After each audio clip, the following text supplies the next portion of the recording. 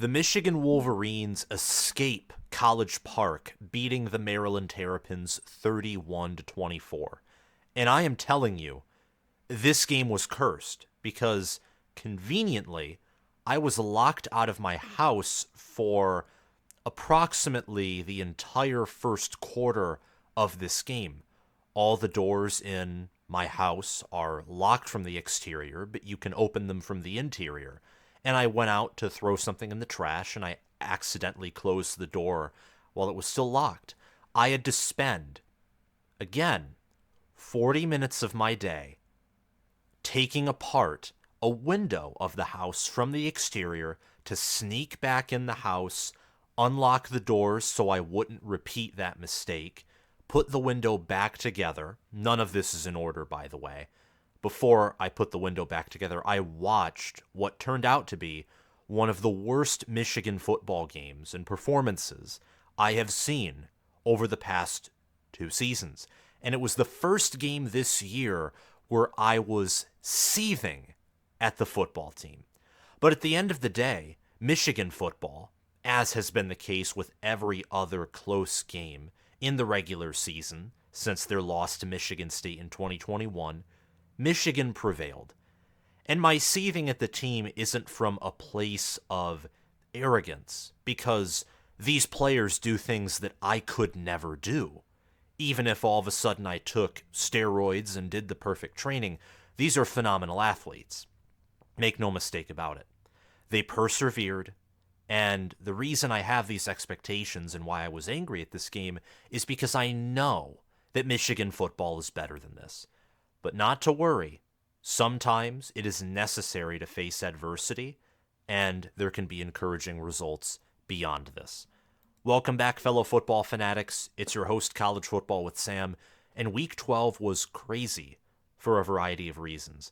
Not only being locked out of my own home, and I share that in this video because it happened during this game, but also the fact that there were no, in truth, major upsets when it comes to rankings in matchups. Oregon State was favored over Washington, so by spread that would be an upset, but Washington won.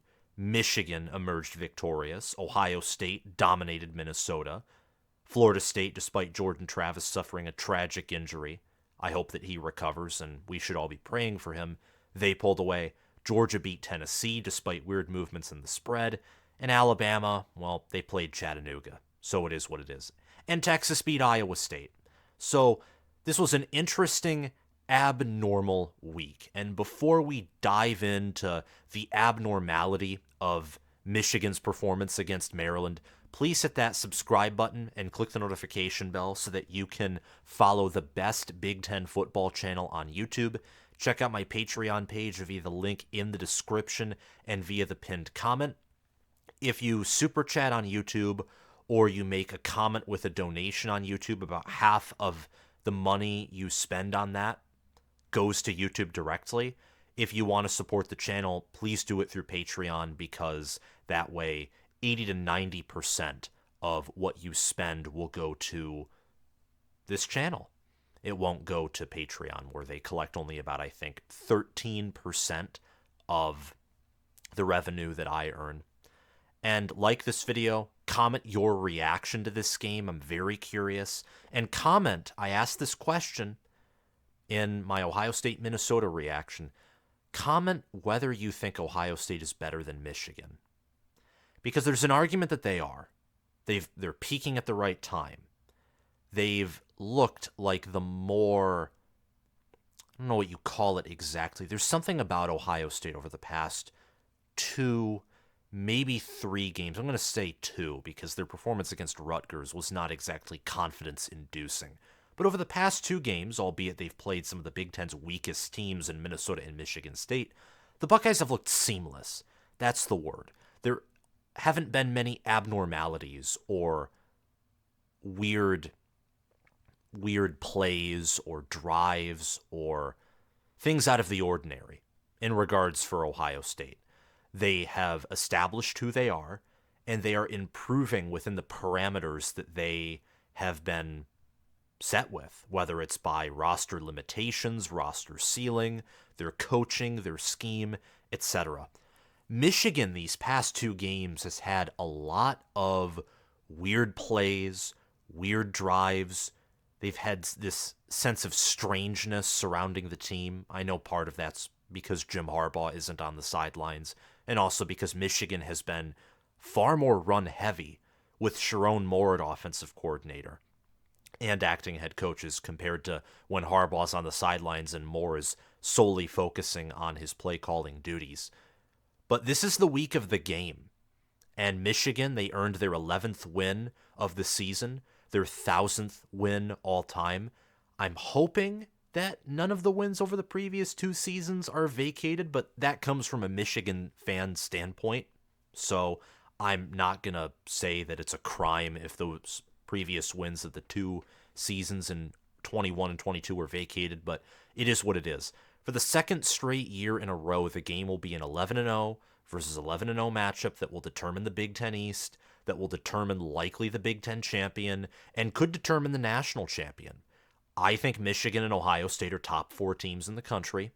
My top 25 will be dropped probably tomorrow or Tuesday. I'm not going to be making a video on my top 10 because I think the game is that important. I'm dedicating most of my content, about half or more of this week's content, to the game. There will be some other preview and prediction videos I do and some videos on other Big Ten teams, but overall, the game is the game. It's that important. This is the best rivalry in college sports overall, not just college football. It's better than Duke, UNC, and basketball. The high level of NFL talent, of football IQ, of dedication, of passion, of genius that is taking place in this matchup is outer worldly. You have players and you have coaches that are so dedicated and intelligent that if they went into another career path, like let's say politics, they could end up being the president of the United States or a senator. Or if they went into banking, they could be one of the best bankers in the world, or they could be a financial expert. And some of them might become those things after their career in football. Who knows? Ward Manuel played for Michigan football, is now the athletic director. Jim Harbaugh played for Michigan football, is now the head coach. Brian Hartline, great wide receiver at Ohio State. Now he's one of the highest paid assistants in the sport of college football. Ryan Day played quarterback at New Hampshire, a school that many probably don't even know exists. And look at him now, one of the highest paid coaches and brightest offensive minds in college football. The game, the game, the game. In the same way that Bo Schembechler repeated the team, the team, the team, I say the game, the game, the game.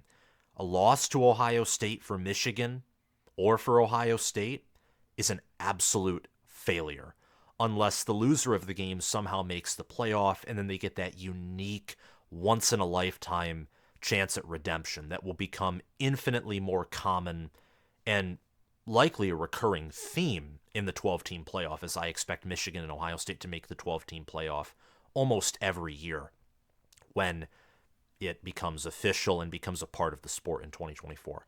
But I'm mainly talking about the game here in the same way that I did in the Michigan or Minnesota, Ohio State reaction and analysis video, because that's where the focus is.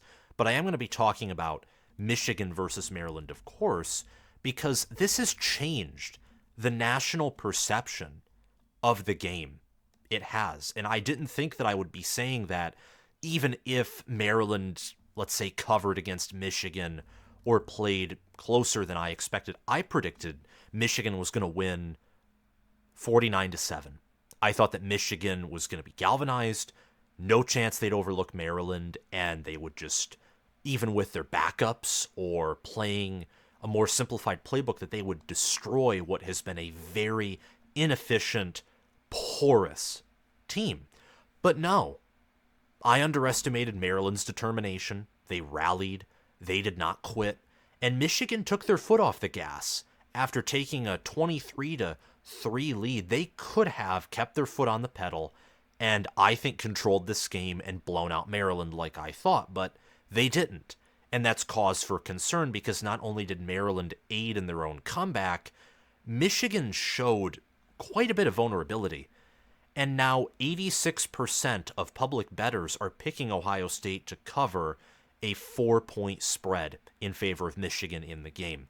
Now, of course, that number will probably, as I said in a community post earlier today, regress to the mean. I expect some more public bettors to pick Michigan, but the number probably won't change drastically in Michigan's favor. I expect most people to pick Ohio State to cover and most people to pick Ohio State to win. Mike Sainristil is an amazing player. He's my player of the game. He had 2 clutch interceptions, 3 tackles, 2 picks. You want to know what the problem is with how Michigan performed yesterday, including Mikey Sainristil? He got burned once. Burned on a long pass, straight up, that allowed a conversion for a first down. Talia Tagovailoa was throwing dimes across the field, and at other times, Sainristil in the secondary were playing extraordinarily well. I think Michigan's issue yesterday, same with Mikey Sainristil, Will Johnson got burned once or twice. Josh Wallace got hurt. The safety room, they allowed some big plays. Michigan wasn't elite at tackling. I know Rod Moore, I believe it was Michael Barrett, the linebacker, who thankfully was healthy after a scare yesterday, didn't make a tackle that would have forced Maryland to punt. Michigan was just off, whether it was Mikey Sainristil, cornerback, noseback for Michigan, my player of the game, or whether it was more so J.J. McCarthy, Donovan Edwards, the wide receiver core, especially McCarthy. I feel like I have to mention him twice because he had his worst game of the season outside of Bowling Green. But circling back to my earlier point, Mikey Sainristil, Jalen Harrell, Kenneth Grant, who just continues to show out. The entire team, individual players, the coaches have to take collective responsibility for letting Maryland back in this game. And once Maryland believed they could compete, they had more energy than Michigan, they had more resolve, they had more drive. Until the fourth quarter. Mikey Sainristil had his 2 interceptions, I believe, in definitely the second half. One of them for sure in the fourth quarter. I think potentially his first was in, dare I say it, the third quarter? Yeah, in the third quarter for sure. That was with 7 minutes and 33 seconds left in the third quarter, and that led to a Michigan touchdown drive where Samaj Morgan ran it in for a 13-yard run. And then Michigan failed a 2-point conversion on one of the worst 2-point plays I've ever seen. This game I remember vividly compared to every other game because I'm a Michigan fan. I'm the most invested in my team, and this was an entertaining game. When Michigan punted the ball back to Maryland countless times, I felt like Maryland could drive down the field and take the lead, but they didn't because the defensive backs, the linebackers, the D-line, the defense kept bailing the offense out. Even when the defense was torched a few times, or when they were giving up some more consistent runs in the second half, or when Michigan, and I can't really blame them for this, I can blame them for the soft zone that allowed Billy Edwards to get within 1 yard of the goal line and annoyingly QB sneak it in. I hated that play every time. Speaking of which, Michigan should use that play. I haven't seen them use a QB sneak basically all season long. Maryland does it well. Penn State does it well. You can't stop that. No team in the country. I think Michigan has the best defensive line in all of college football. No team in the country can stop that QB sneak. You can't do it. Michigan needs to employ that. I have a feeling that against Ohio State, there might be a time or two where Michigan will need to use that. And an encouraging takeaway from Michigan is they were 3 of 3 on fourth down. And most of those fourth down conversions, 2 of them to be exact, were J.J. McCarthy passes to, I believe, A.J. Barner and Colston Loveland.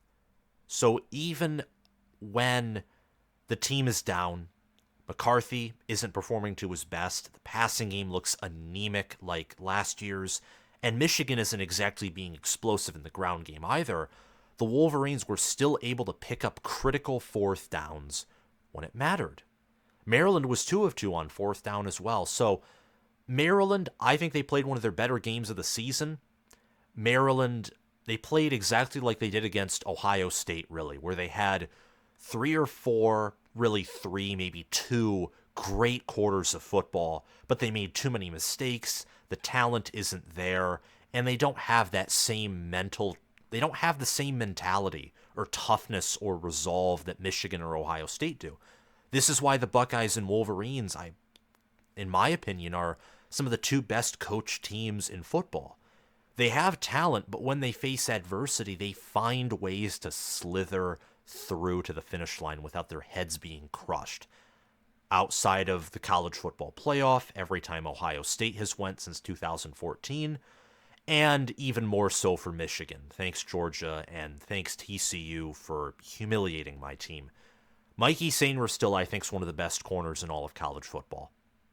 And the good teams, the great teams, the elite teams, when they face adversity, they respond. This is why Ohio State's win over Notre Dame, even though Notre Dame's not a top 10 team, neither is Maryland, though. In fact, Notre Dame's better than Maryland.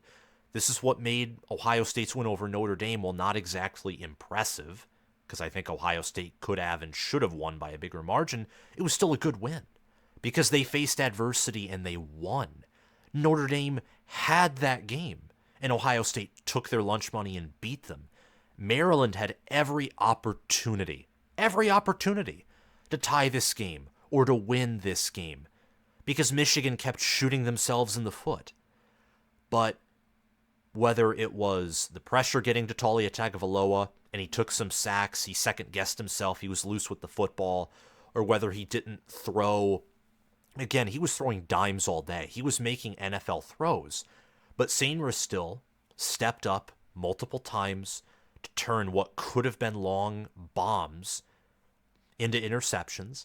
And Taulia Tagovailoa had a few misses of his own that could have led to touchdowns. I think he had a long touchdown pass to Ty Felton if Taulia Tagovailoa didn't overthrow him.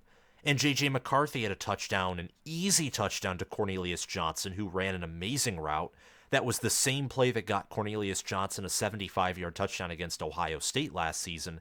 The same exact play, and McCarthy missed it. He put it on the money against Ohio State last year, and he missed it way behind Cornelius Johnson this season. This was just an off, weird game. And I have to voice my concerns, because the game is here now. The time for mistakes, the time for experimentation, the time for bad management decisions, or the time for dropping catches, or Blake Corum. He's fumbled in back-to-back games. I don't exactly know what that's about, but he hasn't lost either of those fumbles. He's still a great running back. I think one of the best or the best in the country. It's time to play the A game. And it would have been very encouraging for me and for Michigan fans to see the team play their A game entering the game. Now, that doesn't happen all the time. I don't know if too high expectations was correct, but I didn't call the game right. But Ohio State is peaking. I don't think that Ohio State has the highest ceiling in the country. I think they have limitations, but there's an argument that they're college football's best team. They have a great defense. Their offensive line is improving. Henderson could be the nation's best running back. Marvin Harrison Jr. is the nation's best wide receiver, and Emeka Egbuka is elite. Cade Stover is an elite tight end. And Kyle McCord he's one of the more disliked quarterbacks for no reason other than the fact that he's not C.J. Stroud. He's a great quarterback. Ohio State is going to be by a mile the best team Michigan's played all season long, and thankfully they get the game in Ann Arbor and not in Columbus. Although, genuinely, not going to reveal my prediction until I have to, I genuinely don't think whether it was neutral site, Columbus, or Ann Arbor, regardless of the weather, I don't think that would affect the outcome. Because unlike the previous 2 seasons where Ohio State and Michigan are very, very, very, I'm going to emphasize it one more time, extremely different, playing almost opposite styles of football. For example, Ohio State last year, uber aggressive defense, outer worldly aggression. The zero blitz thing wasn't just against Michigan. Jim Knowles ran that against Penn State, and they burned that defense for scores. And an offense that was better than Tennessee's last year, that had C.J. Stroud, NFL offensive tackles, great running backs in spite of injuries, a good run game, great tight end in Cade Stover, and one of the deepest wide receiver cores in college football history, contrasted with a team that struggled to pass the football, that had a healthier running back room, one of the nation's best offensive lines that was more elite at run block than pass protection, and a defense that was uber conservative, had a better secondary, and up until the game, it was assumed that Ohio State had the better rushing attack. That was the comparison between Michigan and Ohio State last season. This season, two conservative defenses, offensive lines that have regressed compared to their previous year's line play. Michigan's wide receiver core has improved. Ohio State's has regressed. Michigan's tight end room and Ohio State's tight end room have improved. And Ohio State's quarterback taken a step back. McCarthy's taken a step forward. And Michigan, their running back room's taken a step back despite returning the same players. And Ohio State, I think right now, has their best starting running back they've had since J.K. Dobbins in 2019, with 2023 junior, more mature, more powerful Travion Henderson. These teams are very similar in build and in the goals of what they want to do. Ohio State looks more like a Big Ten team than they ever have before, and that's a compliment and also a slight at the same time, because the offense has gotten worse, defense is much better. Michigan looks like a better version of their 2022 selves, with a inferior run game, but a much more consistent passing attack, which wasn't showcased against Maryland, and a defense that is Michigan's, I would say, most sound defense. Overall, sound, with some explosiveness, with high-level athletes. This is Michigan's most NFL potent defense since 2018 or 17, and it's the most sound defense I've ever seen from Michigan. It's probably Michigan's best defensive unit since 1997, the year that Michigan won the national championship. I want to talk about Maryland before I delve deeper into Michigan. The Maryland Terrapins put on one of their best performances of the year. 262 offensive yards, 3 touchdowns. Talia Tagovailoa looked great, and the Maryland defense was physical. They were able to hold their own at the point of attack at times. They were able to sack J.J. McCarthy once, and they provided some hard hits. They did. Now, Maryland's 6-5. They're 3-5 in conference. Maryland is not a good football team. They're not. They're better than Minnesota, like I said again in the Ohio State video, but Ohio State, and I'm making this comparison because the game is here, Ohio State played the better game than Michigan did. Michigan, first half, looked like they could run away with it. Then I think they took their foot off the gas. Maryland wisely with Mike Locksley, Josh Gaddis, and a team full of high-skill perimeter play and skill position play. They took advantage. And yeah, that's really all there is to say regarding Maryland. They're a team that is so close in so many aspects. You know what? Let me tell you how close they are. They lost to Ohio State by 20. The score of that game does not indicate how close that game was. Maryland led Ohio State on the road in the third quarter. And Ohio State only took their first lead of the game with under 18 minutes left in the matchup. That's how close that game was. That is how close that game was. Maryland then loses to Illinois by 3. They lose to Northwestern by 6.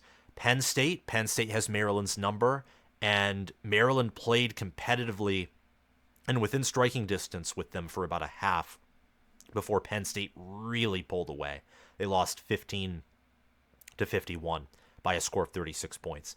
And to Michigan, they lost by 7. 7 plus 6, 13 plus 3, that's 16.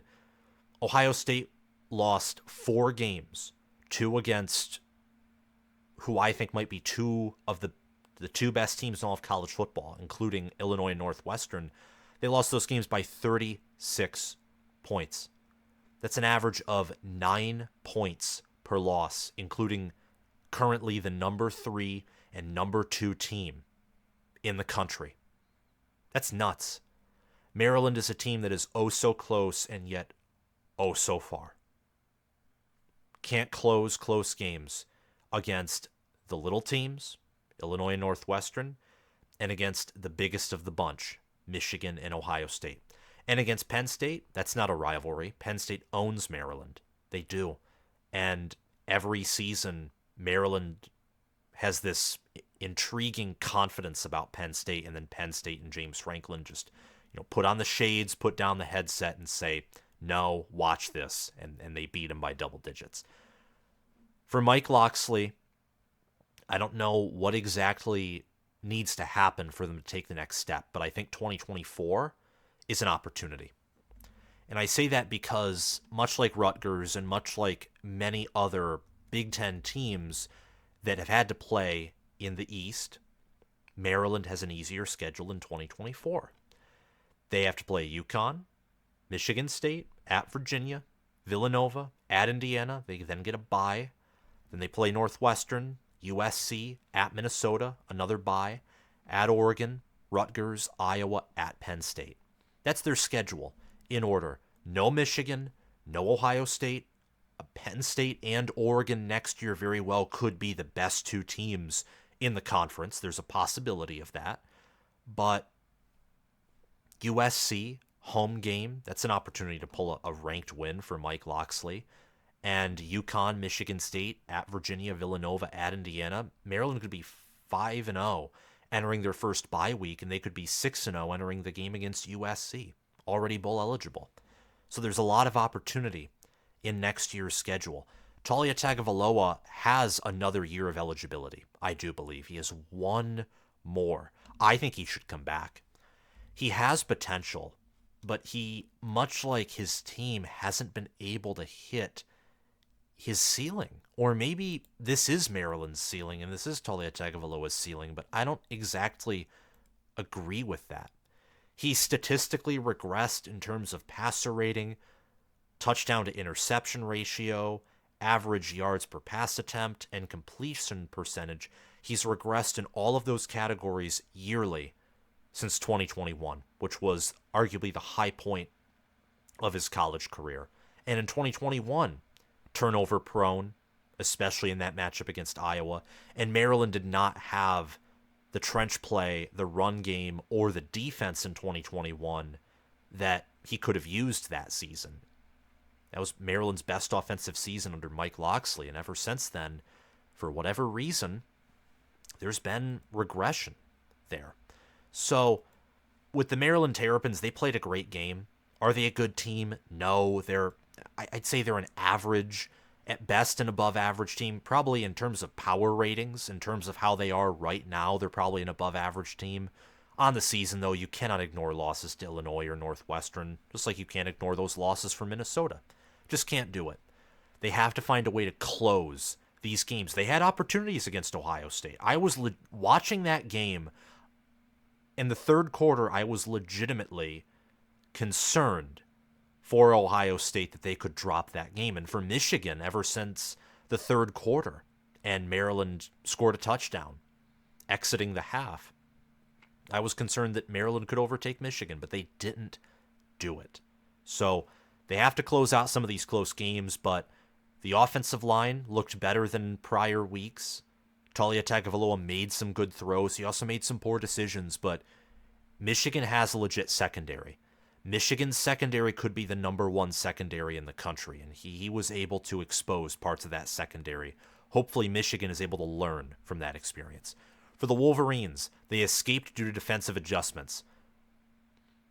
Jesse Minter was calling a lot of soft zone, or he wasn't calling press man whatsoever. Michigan defensive backs were rarely pressing their wide receivers. A lot of soft zone or a lot of off man coverage where they were a few yards behind their man. Very conservative. Michigan rarely stacked the box. It's why Maryland didn't have negative 50 rushing yards again, is because Penn State always stacks the box. Michigan rarely stacks the box. There was a good defensive adjustment by Jesse Minter because the offense, let me read you the play series. Michigan only scored a combined 8 points in the second half. They rarely get outscored in the second half, even including garbage time. And Michigan allowed their first points in the third quarter all season long, 14 of them. This is the series in the second half. Maryland touchdown, Michigan punt. Maryland interception, Michigan touchdown.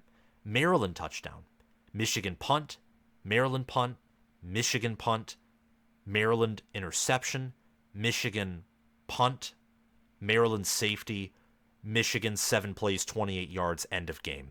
Blake Corum converting a 4th and 1. The offense did not do the defense any favors. And whether you want to talk about play calling, fine, there can be that debate. That play call with Cornelius Johnson running that beautiful route, deep pass, that's a perfect way to shut Maryland down. It was J.J. McCarthy who didn't execute that properly, not Cornelius Johnson, not Michigan's offensive line, who blocked that up very well. And I thought that was a good call by Sharon Moore. Why is it a good call? Well, because Cornelius Johnson was wide frigging opened, and even if he readjusted and made an awkward catch, it wouldn't have been contested. He had his man beat by 5 or maybe 10 yards because I'm viewing it from a certain angle, not a complete bird's eye view. But J.J. McCarthy didn't execute, and the offense overall looked very rusty. I do think Michigan will bounce back. I think they'll play a better game than the one they did against Maryland. I think they'll play a better game against Ohio State. I think that's almost a given. Just like I think that Ohio State is going to bring a level of fire to the game that we haven't seen in most of the games, or potentially any of the games they've played all season long. My question to Michigan fans and to Ohio State fans is Michigan's best or near best better than Ohio State's best? Is Michigan's average play better than Ohio State's average play? That's the question, because that is going to answer who wins. Honestly, because these teams are more similar than they ever have been in previous memory. They are. Roman Wilson only had 1 reception in this game, and they took him out because Michigan was clearly resting players to prepare for Ohio State. Michigan has more speed and athleticism on the outside than they ever have before. Michigan's running back room is just as physical as it's been, with Blake Corum and Kalel Mullings being a battering ram. Michigan has the best quarterback play they've had since Denard Robinson when he played his best. And Denard Robinson was more up and down than J.J. McCarthy is. Michigan defensively, and from a standpoint of experience and veterancy, this is the deepest roster Michigan's had in decades. And for Ohio State, they have a deep team. They naturally have a more talented team. They don't have the same experience that Michigan does, in part because they're an NFL factory more so than Michigan, so they're sending off players constantly, while Michigan's been able to retain some what would be lower-level draft picks for more seasons in college. And Ohio State, they're chewing more clock this year than they have before. They're trying to run the ball more than they have in the previous 2 seasons. Their quarterback play is more limited, and their defense is better than ever before. These teams are pretty similar. So, with no team in my mind having a insane matchup advantage over the other, Michigan for the previous 2 seasons, I know that they had illegal scouting on their side that definitely played a factor, but take the off-field stuff out of the equation. Michigan on the field had a very clear advantage, and by off the field I mean sidelines too. Player versus player, not even counting coaches, Michigan had a clear advantage at the line of scrimmage. A insane, outer-worldly advantage at the lines of scrimmage. They did. And they had a much better defense, an outer-worldly better defense that was better coordinated. This season, defensively, there's, I don't think, a clear advantage for either defense yet. I think who wins the game, in part, will be determined by who has the better defense. Trench play, I think Michigan still has a significant edge, but it's not as significant as the previous 2 seasons. And Ohio State still maintains that perimeter advantage with a wide receiver like Marvin Harrison Jr. and Emeka Egbuka. So comment your thought on that down below. Is Michigan's best better than Ohio State's best, or is Ohio State's best better than Michigan's best? That's the thing. Because what you don't want to do is you don't want to be like a Michigan fan in 2018, or you don't want to be like an Ohio State fan in 2022. Even though I think the sentiment surrounding the 2022 game was more understandable, Ohio State had the home field advantage. They looked like the more dominant team all season long, and Corum was out. But you could say the same for Michigan in 2018. Michigan in 2018 was able to control Indiana. It was a rough game, but Ohio State nearly lost to Maryland. Michigan looked like the better team for much of the season and was power rated ahead of Ohio State. Maybe I said Maryland, obviously, for much of the season. And then Ohio State crushed Michigan in 2018. And Michigan crushed Ohio State last season. And I say that to say that one performance the week before the game should not be the deciding factor as to why you pick Team A over Team B. It shouldn't. If you've been picking Ohio State to win this game since the preseason, I don't think there's been much in recent weeks to change your mind. I think if we looked very earlier in the middle portion of this year, then it would be suggested that Michigan was the much better team. But with Michigan's play against Penn State, with them not having Jim Harbaugh on the sidelines, and with this game against Maryland, I don't know anymore. I think these teams are more similar than different in multiple areas. Doesn't mean I don't think there's one that is, doesn't mean I think they're both equal, but they're close. And if you've been picking Michigan since the preseason, well, there hasn't exactly been anything in the previous 2 or 3 weeks to necessarily prove you wrong, even though I think the previous few weeks have more so validated Ohio State peaking and potentially being the better team than the other way around. But then all the weeks before that, I think Michigan looked like the better team. So whoever you're picking in the game, it will likely be close. It will likely be a dogfight. And Michigan will play a better game against Ohio State than they did against Maryland. The question is, will that better performance be an A-level performance, an A-plus performance? Will it be a B-plus performance? Because this performance against Maryland was like C or D level. It was a horrendous performance against Maryland. Totally unacceptable. Even with the game coming up and needing to delegate your resources and rest players, still an unacceptable performance. Really atrocious in my mind all around. But Michigan pulled themselves back up and they won. They earned their 11th win of the season. They are going to be playing an 11-0 Ohio State. The game. And I'm excited. I'm also concerned because I think that Ohio State might have the better defense than Michigan does. They might. And I can say that for the first time since the COVID year in 2020. And if you don't want to count that, first time since 2019. I think there's a chance that Ohio State has the better defense. Ohio State's rushing attack has looked more impressive in the previous 2 weeks. Granted, Maryland has a better defense in retrospect than both Minnesota and Michigan State. And Penn State definitely does. But nonetheless, Henderson has an ability in open space that I don't think Corum or even a healthy, fully 100% Donovan Edwards has at this current moment. So is Michigan better than Ohio State, or is Ohio State better than Michigan? Again, the offense was rusty. The defense allowed some big plays, but that's been a vulnerability of them all season long. Maryland just has the wide receivers and quarterback to exploit it. However, I think the secondary will adapt, the team will adapt, and I think Michigan and Ohio State will both play one of their best games of the season, if not their best performances of the season, will be on display this Saturday. Thank you all so much for watching this video. I want to give a quick shout out to my Patreon members. Crash2488, Anthony McDowell, and Justin Rogg, thank you for being Heisman Patreon members in the month of November. Spencer Bringhurst, Noah DDLC, and SFS Inverted, thank you for being All-American Patreon members in the month of November. And Will Loftus, Gabriel Calendar, Roaming Gnome, Matthew Sale, Chris Lane, Austin Christmas, and Zubin Zah, thank you for being All-Conference Patreon members. If you want to support the channel and gain access to bonus content, check out my Patreon page via the link in the description and the link in the pinned comment. Have a great night, guys, and I will see you later. Go Blue, and outside of when you all play Michigan, go Buckeyes. Good night.